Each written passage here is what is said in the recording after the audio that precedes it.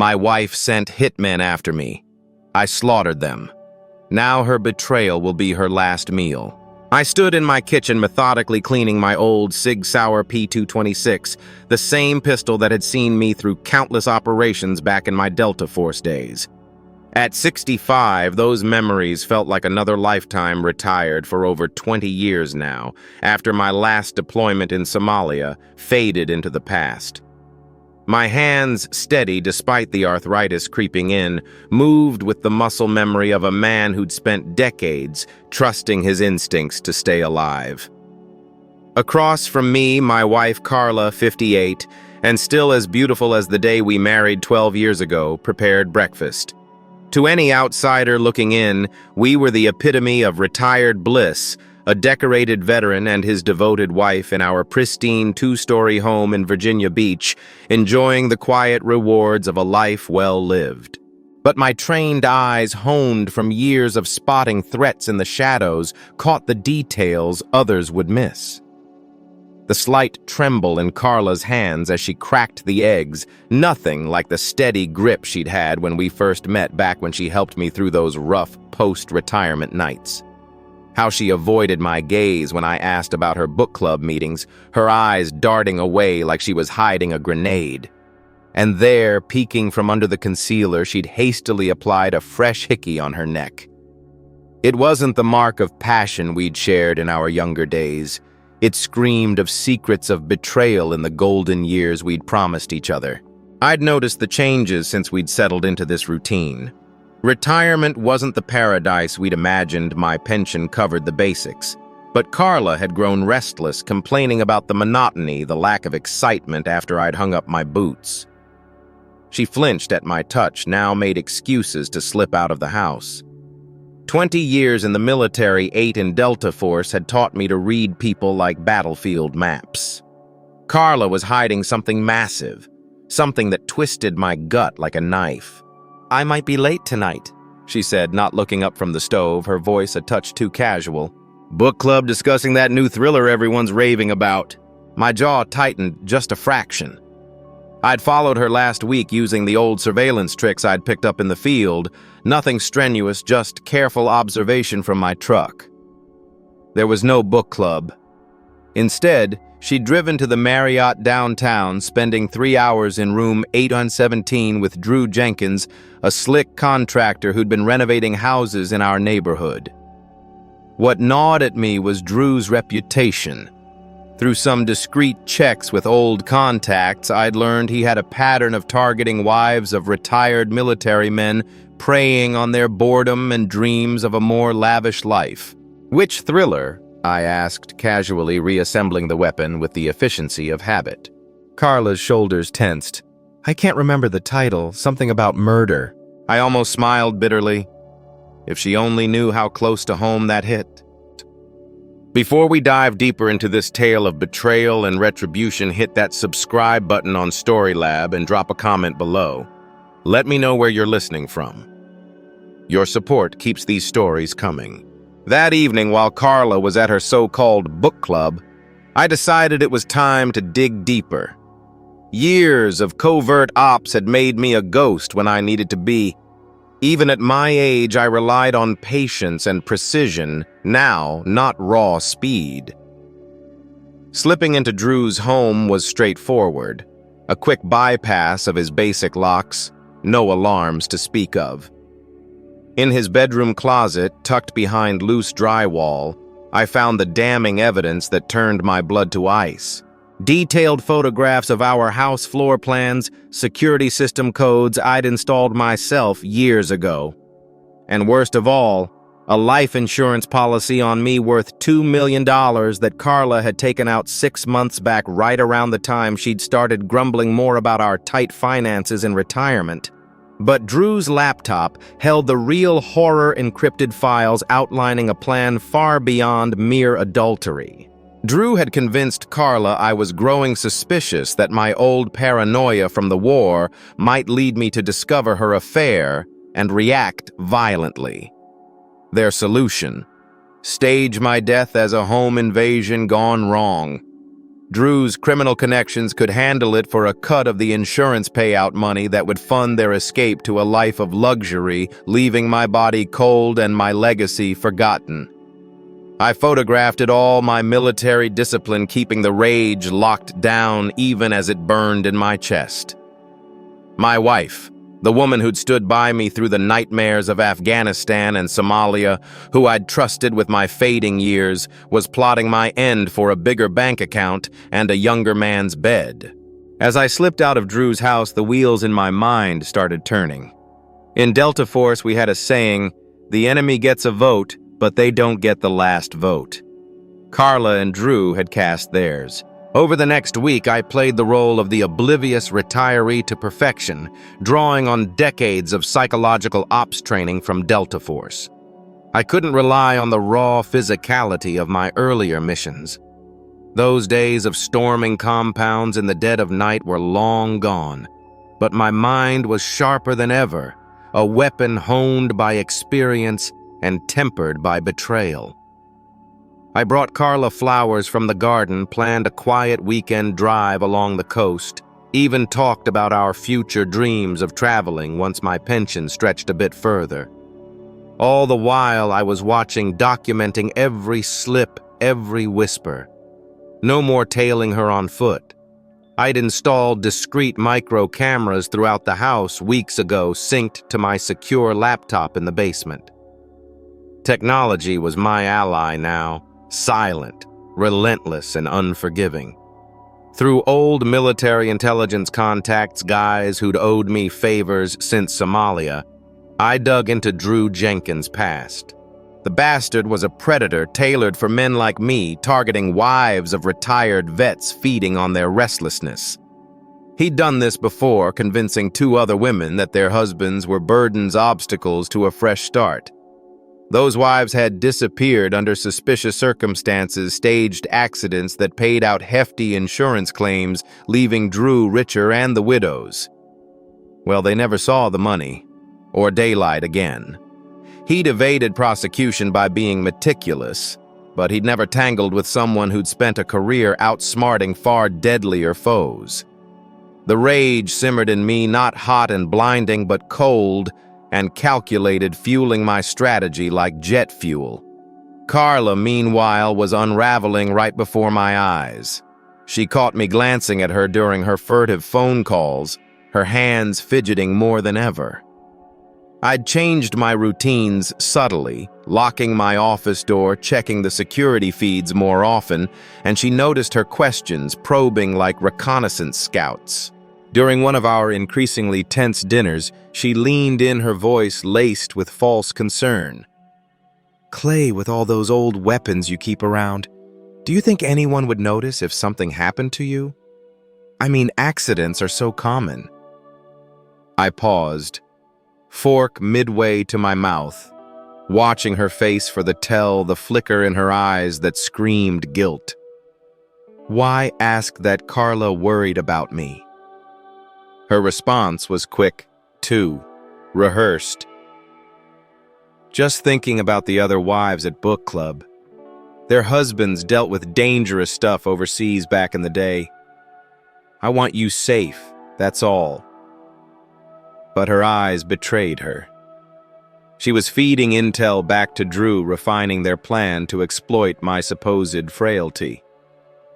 It stung deeper than any battlefield wound. The woman who'd promised to grow old with me now saw me as an easy mark, ripe for the grave. That night, as I reviewed the camera footage, the breakthrough hit like a sniper's round. I intercepted encrypted texts between Carla and Drew discussing timelines. He'd hired a crew, 3 thugs from Baltimore pros in home invasions that ended bloody. The plan make my death look like a random robbery, with Carla as the traumatized widow collecting the payout. But buried deeper in Drew's communications was the twist that turned my stomach. He had no intention of sharing with her. Once the insurance cleared, he'd eliminate Carla too, staging it as a follow-up hit by the same criminals. She was just another pawn in his game, a greedy fool signing her own warrant for a taste of youth and cash. No pity stirred in me, only a grim satisfaction that her treachery would boomerang. But I needed to make this a lesson, one that echoed through every shadow network. In Delta Force, we didn't just neutralize threats, we dismantled them strategically. I reached out to Hector Hoss and Gregory Lyons, former teammates now running private security firms. They were still sharp in the field, but I kept them at arm's length, no need for them to know the full rot of Carla's betrayal. Got a plot against me, I told them over a secure line. Need remote backup tech support for surveillance and traps. They didn't hesitate. Bonds forged in blood don't fade. As I began weaving my Counter-Strike requisitioning gear through black market channels, mapping weaknesses in Drew's plan, the tension coiled tighter. I started by feeding her false intel about my schedule, claiming a classified consulting gig would pull me out of town for days, the kind of vague, old contacts calling that fit a retiree's life without raising flags. Her eyes lit up behind that feigned worry, and I knew she was already texting Drew, handing him the window he craved. The betrayal gnawed at me, a dull ache in my chest, like an old war scar flaring up, but I channeled it into strategy, turning emotion into edge. To sow chaos in their ranks, I leaked subtle disinformation through my intelligence network whispers that Drew Jenkins was an undercover Fed sniffing out organized crime. It was designed to hit the Baltimore crew just before showtime, making them paranoid fingers itchy on triggers, ready to fracture at the first whiff of double cross. Drew's criminal brain wouldn't see it coming. Amateurs like him underestimated the long game. I looped in Hector Hose and Gregory Lyons, my old Delta brothers, via encrypted call from a warehouse outside Norfolk. "How many targets?" Hector asked, his voice steady as ever. "3 shooters plus 2 principals," I replied, laying out surveillance photos on a battered table. They studied Drew and the thugs, Gregory probing, dead or neutralized. My smile was ice. Make them regret the difference between prey and predator. They handled the tech side remotely, rigging advanced sensors, magnetic locks, and automated traps. No need for them to step into the fray. Bonds like ours meant trust without questions. I spared them the poison of Carla's role. Thursday evening, I staged my exit, flawlessly loading the truck with duffels and driving off as Carla watched from the window, her relief palpable even from afar. Circling back through the woods, I slipped into the basement access tunnel I'd dug decades ago during those paranoid post-war years, a relic she never knew existed. From the hidden panic room wired with feeds and fail-safes, I watched her shed the loyal wife mask, transforming into eager plotter. Hours on the phone with Drew, rehearsing alibis, even selecting a black dress for my funeral. The sight twisted my gut, a mix of fury and hollow grief for the life we'd lost. Friday afternoon, Drew arrived to finalize details, their voices crackling through my audio, the hit team striking at 9 p.m., staging the robbery, eliminating me, or so they thought. "Sure about this," Drew murmured. "No turning back." Carla's chill reply. "He's on to us. Better end it before he ruins everything." My fingers tightened on the controls. They'd sealed their fates. In hours, they'd walk into my web, learning betrayal's true cost. Clay checked his weapons one final time. His wife and her lover had just confirmed they deserved everything that was coming to them. In a few hours, they would learn that betraying a Delta Force operator carried a price measured in blood. At 8:47 p.m., my perimeter sensors pinged 3 figures slipping through the woods behind the property early, and eager like hounds scenting blood.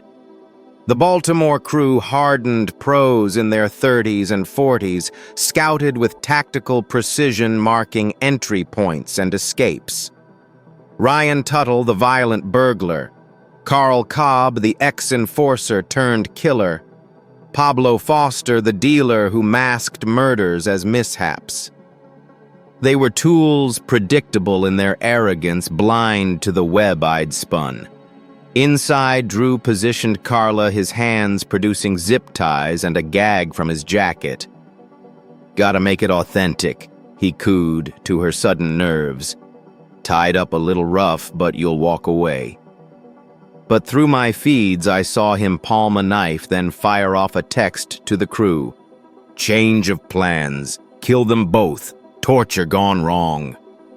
Carla clung to her illusion of survival, oblivious that Drew's deeper game mirrored her own treachery against me. The irony fueled my resolve, a cold fire in my veins. No sympathy, just strategic clarity. Exactly at 9:00 p.m. Tuttle picked the back lock, the trio entering like shadows, weapons drawn, coordinated as wolves. They expected easy prey in an empty house. Instead, my traps waited layered like a chessboard I'd mastered long ago. Carl reached for the living room switch, triggering the pressure plate. Ball bearings exploded through his legs in a deafening blast, dropping him in screams as magnetic locks sealed every exit.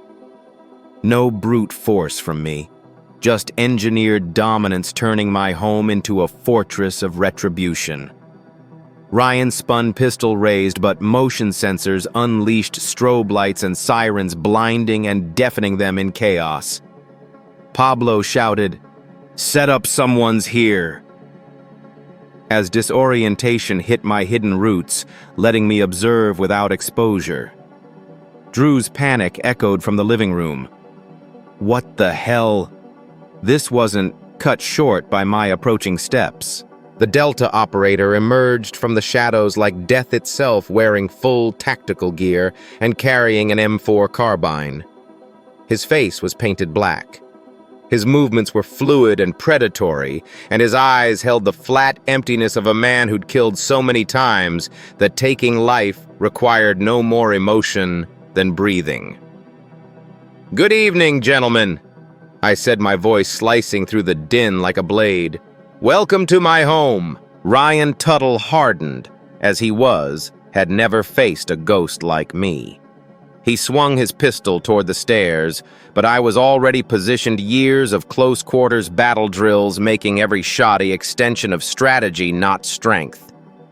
From my elevated vantage, hidden routes guiding my aim, I squeezed off the first burst from the M4, the 5.56 rounds punching center mass blood, erupting across the white walls in a grim abstract.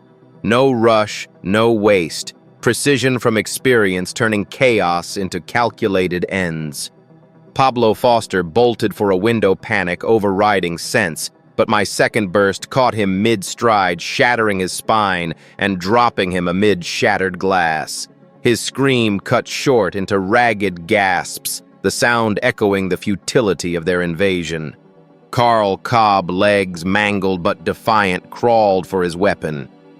I descended slowly, ejecting the spent mag and slamming in a fresh one with deliberate calm, then fired a single round through his grasping hand bone and blood spraying.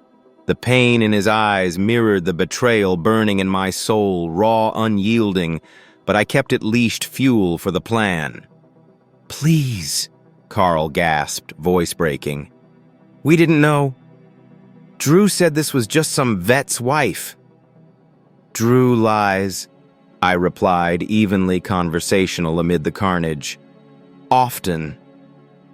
In the living room, Carla sat zip-tied and frozen, spattered in Ryan's blood, her horror a mirror to the trust she'd shattered. Drew loomed behind her, knife at her throat, his face twisting in desperate math. "Stay back," he barked. "I'll kill her, I swear." My laugh echoed hollow, a sound born from depths I'd buried since the wars. "Go ahead. Save me the bullet." The words hung heavy, cracking something in Carla. She hyperventilated, realization dawning that she was no queen in this game, just discardable bait. Drew wavered. You don't mean that. She's your wife. You love her. I advanced M4 locked on his skull. Loved. Past tense. She became a target the moment she plotted my end. His hand shook knife, drawing a thin red line. The money we split, the 2 million. Walk away rich. The only walk you're taking is to hell, I said, then shifted gaze to Carl, still clinging to life. Tell me about Drew's others. How many retired vets' wives died in your visits? Carl's whisper bubbled with blood. 4, maybe 5. Drew spots them, convinces the husbands are threats, sets the hits. Insurance bonus. I nodded the confirmation, stealing my core. Drew wasn't petty. He was a serial hunter of fractured lives. Carla, I said softly, meeting her tear-streaked eyes. No remorse there, only self-pity deepening the void in my chest. Think a man who's outmaneuvered death for decades would fall to this. Drew pressed harder. Let us go or she dies now. My response, a single flawless shot erasing the top of his skull in a spray of finality. His body slumped, twitching at her feet as Carla's screams filled the air. I moved through the blood-soaked living room like a ghost in a familiar battlefield, methodically checking each body, ensuring no loose ends that could unravel my strategy later. Carl's breaths were shallow, fading. Pablo lay twisted and still. Drew's remains painted the wall in final defeat. Carla sat in stunned silence, her screams giving way to a vacant stare, oblivious to the pooling blood soaking her feet, mingling with bits of her lover's end. The metallic tang of blood hung heavy in the air, mixing with the acrid smoke from my traps, stirring old memories of ops gone bloody. But this was personal, a wound deeper than flesh. Carla, I said, dragging a chair to face her directly, my voice cutting through her haze. She didn't respond at first, lost in shock, so I gripped her chin gently but firmly, feeling her flinch, the same touch that once brought comfort, now repelling her after 12 years. We need to talk. Her eyes focused, glassy with terror. Why? She whispered. Why did you do this to me? My bitter laugh escaped, echoing the emptiness in my chest. What I did? You orchestrated my murder. Carla, secret insurance policy blueprints handed over my death scheduled like a routine errand. I defended what's mine. Cunning flickered back in her eyes. No proof. Nothing ties me. I held up Drew's phone, retrieved from his cooling corpse. Everything's here. Texts, photos, records. Your conspiracy documented in pixels. Her face paled as the weight hit her future, crumbling like sand. Drew planned to kill you too, I continued, voice steady. You weren't partners, just another mark, like the 4 other wives of retired vets he buried for profit. Carl gasped wetly, nearby blood frothing. I knelt, pressing for more. Anything else before you go? Drew said you'd never see it. Just another trusting vet, easy pickings. Wrong on all counts, I replied, rising. Turning back to Carla, the emotional knife twisted. You could have divorced me. I'd have given half house savings and walked away. But murder, for what a fresh start in our later years. Her whisper barely audible, I loved him. No, I countered, the ache sharpening. You loved the thrill, the money he dangled. Greed like that devours its host. Sirens wailed faintly in the distance. I'd triggered the silent alarms, strategically buying time to stage the scene. Weapons near the intruder's hands scattered valuables to sell the robbery narrative, all drawn from old military playbooks, turning defense into undeniable truth. "Police will find Drew's conspiracy," I told her. "You'll be charged, confess blame, his manipulation, beg mercy, maybe life instead of the needle." When the police stormed through my front door, weapons drawn, they froze at the carnage. 3 bodies sprawled in pooling blood, Carla catatonic in her chair amid the chaos. I emerged from the kitchen, hands raised high, tactical gear still on, but weapons holstered, my voice calm and clear, cutting through the tension. "I'm Clay Collins' homeowner. These intruders threatened my wife. I defended my property." The metallic scent of blood clung to everything, a visceral reminder of the line I'd crossed, but my pulse stayed steady, the emotional storm locked behind strategic walls. Detective Anthony Woods, a grizzled 20-year vet, surveyed the scene with widening eyes. The precision kills, sealed exits, automated traps screaming pro-level execution.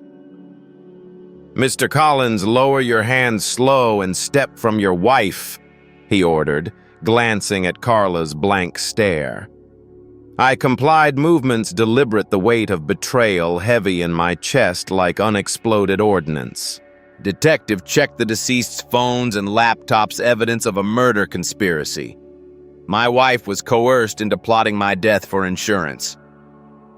Woods eyed Carla. "Mrs. Collins, you hear me?" Her head turned sluggishly, focus sharpening. "They'd kill me too," she whispered. "Drew promised escape, but he planned my end." Clay interjected. "Drew Jenkins, the contractor behind her chair, he orchestrated it." Woods summoned forensics and FBI.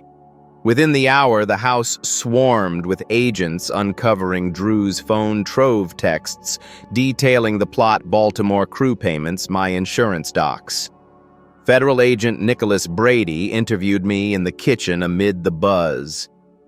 "Remarkably efficient response," he noted, suspicion laced with awe.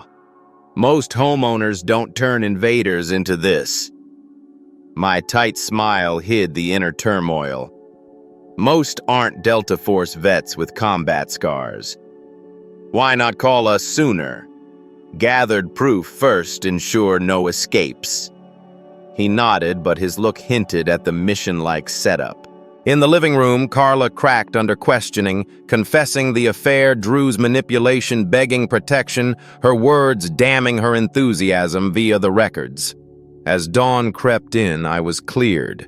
Self-defense upheld my traps, legal fortifications. Carla was cuffed, charged with conspiracy to murder a capital crime. Drew's web began fraying under federal scrutiny, but as vehicles cleared, my street closure felt elusive. Drew Jenkins' conspiracy network began unraveling as federal agents traced his connections to other similar crimes across the Southeast. I sat on my front porch watching as police cars and federal vehicles departed my neighborhood. My house would need extensive cleaning and renovation, but I owned it free and clear. 6 months later, I took my seat in the Virginia Beach Circuit Court Gallery, the sterile air thick with anticipation, my chest tight with a mix of vindication and lingering sorrow. Carla had transformed in custody, her once vibrant 58-year-old frame now hunched and gray, looking every bit 70, the toll of imprisonment etching deep lines of regret and defeat. The sight stirred a fleeting pang, not pity, but a hollow echo of the life we'd shared, now reduced to this courtroom chessboard, where my strategic evidence would checkmate her fate. Prosecutor Catherine Wu laid out the case with surgical precision, Drew's phone yielding hundreds of texts, proving Carla's eager role, suggesting the robbery facade, scouting entry points, even picking her funeral attire for me.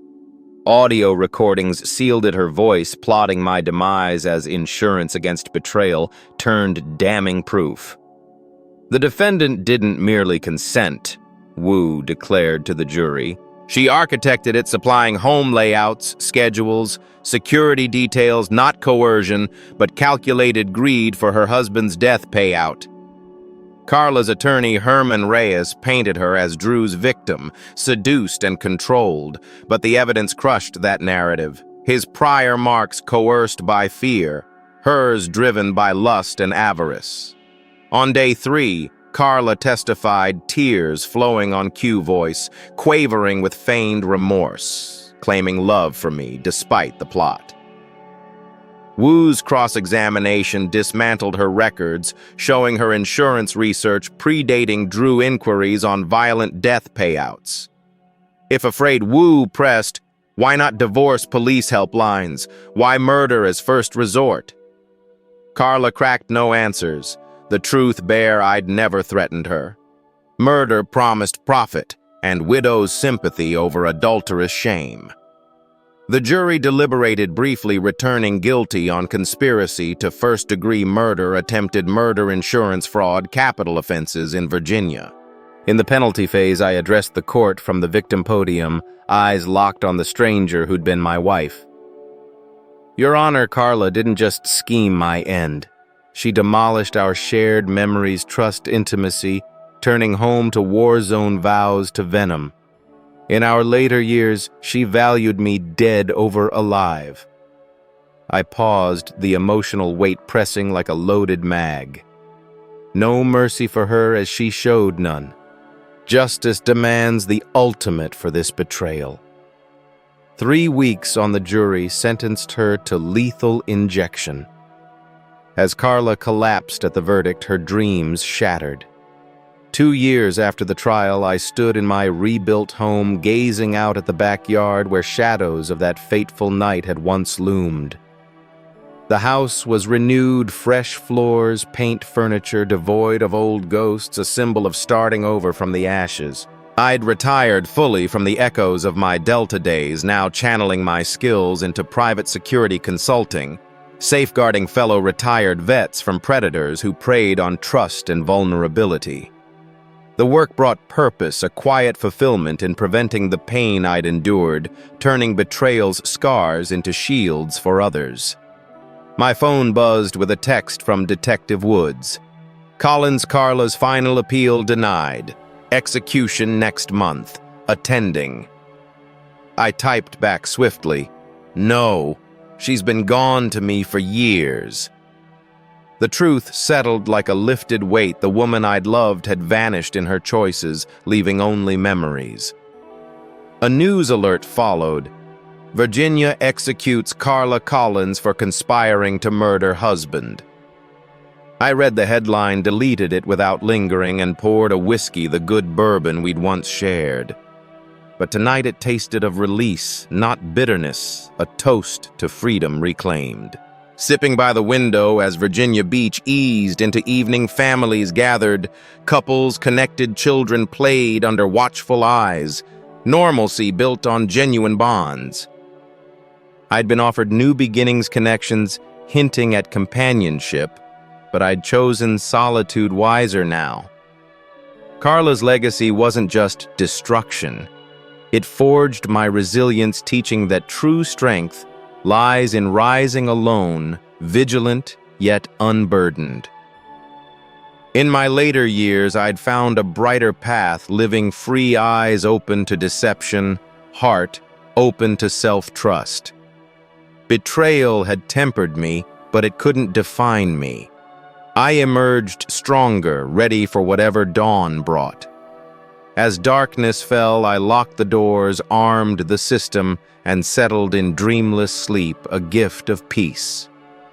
Tomorrow held new protections to offer, new lives to fortify. Survival wasn't just enduring, it was thriving beyond the storm. This is where our story ends. Share your thoughts in the comment section. Thanks for your precious time. If this tale of betrayal and redemption inspired you to reflect on your own strength, hit that like button. Now subscribe for more gripping revenge stories and drop your experiences in the comments below. Let's build a community of survivors together. Click the video on screen for the next thrilling tale, and I'll see you there.